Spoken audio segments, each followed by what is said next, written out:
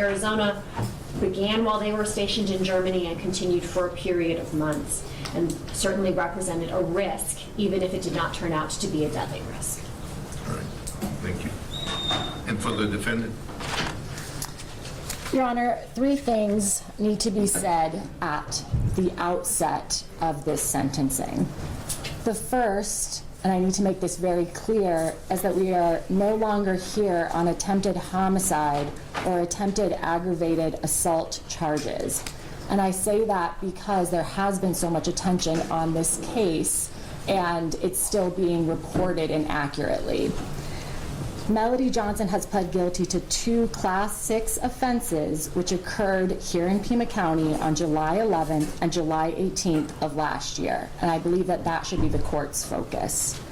For several months, the state perpetuated a narrative claiming Robbie Johnson was given a lethal dose of bleach. And I have that written here in quotes in my notes. This was false, based on a number of things that were true both now and when this case was indicted. And that's why I supplied you with the poison control call as well as our chemist's report.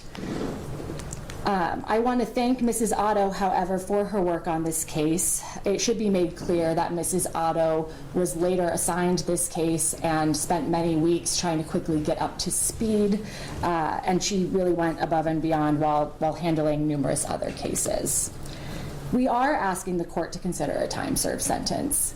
Melody Johnson has been in custody for nearly a year with no meaningful opportunity for release. She has been held on a $250,000 bond. I can't even afford that. Not that that's a shock to anyone. We also welcome probation, but we do not believe that more time incarcerated is appropriate. Melody Johnson has accepted responsibility for her actions in this matter. She has, as indicated by the pre-sentence report, apologized to the victim, Robbie Johnson. She makes no excuse for her conduct, and that was in her letter to the court. She has also apologized to her friends and her family because they have also been greatly affected by this, given the nature of the attention around this case. Mrs. Johnson has received formal diagnoses for anxiety and depression, and it is true what Mrs. Otto has said. She has long struggled with her mental health. She currently feels stable and has been taking medications while in custody. She intends to continue treatment upon release, and I mention this because I do believe that Mrs. Johnson is capable of seeking support without assistance, in part evidenced by her low risk assessment in the pre-sentence report conducted by probation. Mrs. Johnson was born and raised in the Philippines. She's the eldest of 8 children. As I mentioned in my memorandum, her father worked in law enforcement and was a disciplinarian. Mrs. Johnson would later come to learn that appropriate disciplinary actions varied culturally. Throughout her interview with probation, she remarked that harsh punishments were normal when she was growing up, and that much of what she experienced likely would have crossed the line here in the United States. Still, Mrs. Johnson maintains that she suffered no abuse at the hands of her family growing up. She actually remains close with her family and is close with several family members. She speaks with her mother and sister daily. The two support her both emotionally and financially. Something that occurred while Mrs. Johnson was incarcerated is that her father passed away, and this was incredibly painful and difficult for Mrs. Johnson. Her father, given the nature of his work, was absent for much of her life. So for her to not be present for his funeral and those proceedings was really quite painful for her. She was a very anxious and fearful child. She has 2 children of her own, as you heard already. Nathaniel was mentioned. Stephanie is her other child. She cares for both of them very deeply. She would never harm them. Friends and family have described Mrs. Johnson as loving, sweet, compassionate, and hardworking. She's also a woman of faith. She's known to be dependable and family-oriented. The offenses before the court appeared completely out of character for those that knew her best. Mrs. Johnson does not abuse alcohol or drugs, but she does acknowledge her mental health problems and should be seen as amenable to treatment and an excellent candidate for rehabilitation. She's been proactive in understanding her mental health and has completed anger management programming, as you saw, as well as educational courses on courtroom etiquette and parenting while incarcerated.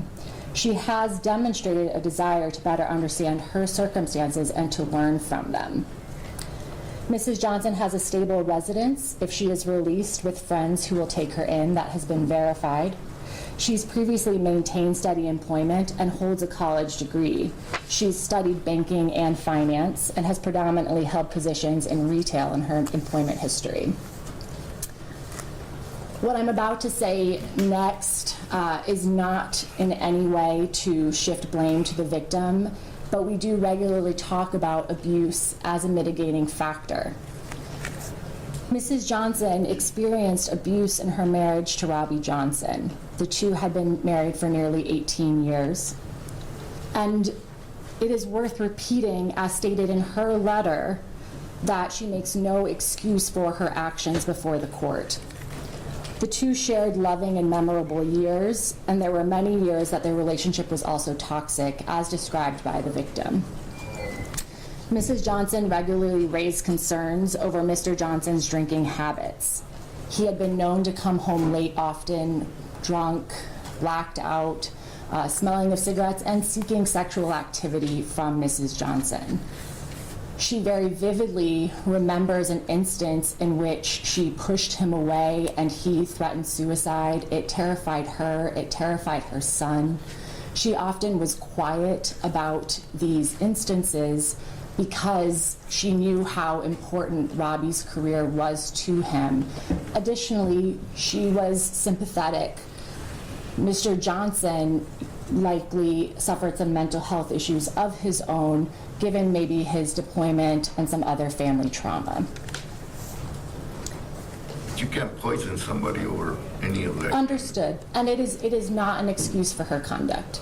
It is not. And I want to make that very clear, and it was made clear in her letter as well. The two would often accuse each other of infidelity, and his sexual advances were often physically rough and left Mrs. Johnson feeling worthless, confused, anxious, and depressed. And I will stop there. Mrs. Johnson is not violent, nor is she a future threat to Robbie Johnson. The events before the court are unusual in nature and atypical of Mrs. Johnson. They arose out of a marriage that was falling apart. They are separating. They're not going to be living together, and a divorce is pending. It is important to note that while Mrs. Johnson's actions, while illegal, unusual, could not have amounted to serious harm, and that is why I attached the reports in my memorandum to the court. Robbie Johnson reported experiencing no symptoms to police. And it is our position, and it remains our position, that the small amount of bleach used in the offenses would never have killed or seriously harmed Robbie Johnson. It could have made him sick. Furthermore, there was no evidence to show that Mrs. Johnson's actions were for pecuniary gain, and I feel that's very important to mention to the court today. Finally, I'll say Mrs. Johnson has no prior criminal history. She was compliant with police at the time of her arrest. She stayed out of trouble at the Pima County Jail, and she only appears in stripes before you today because other inmates were harassing her, given the nature of the charges and, again, the attention that this case has received. She took all of the appropriate steps to communicate that with correctional officers and just be placed away from other inmates while pending sentencing.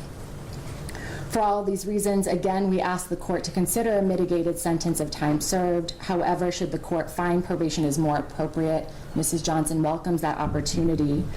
We do not feel that more jail time or any prison time is appropriate, and we do ask the court to waive attorney's fees.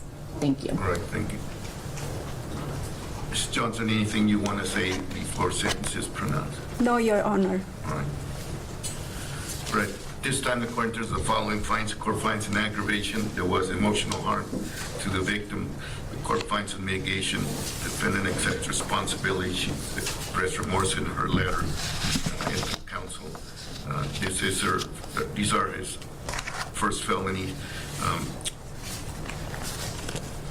The victim recommends probation and mental health treatment rather than punishment with more jail and/or prison, which the court takes into account. Defendant appears rehabilitatable and amenable to probation. Given all that's before me, it would be the sentence of the court that she be placed on 3 years of probation, the terms to be concurrent with each other, to begin on today's date, May 10th, 2024, subject to standard conditions of probation, including that she report to probation within, and because it's the weekend, I'm going to give her till Monday at noon. Great. But any law enforcement contact is to be reported within 48 hours. She does not have any contact with the victim in any form unless it's approved in writing by probation. What is the status of is there a divorce case pending? There is. Or they They're would both- have to have contact? They are both represented by attorneys. Right, so we'll just show they're not to have contact, or she's not to have contact with him unless it's in a legal context. Sure. She's to participate in mental health evaluation and follow any recommended treatment.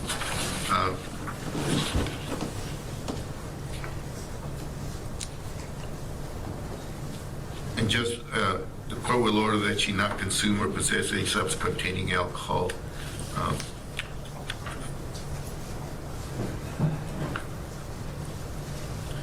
The following fines apply: time payment fee of $20, probation fees of $65. Court will reduce attorney's fees to $25, probation assessment of $20, a crime penalty assessment of $13, victim right enforcement assessment of $2, victim rights fund assessment of $9, and indigent administration assessment of $25.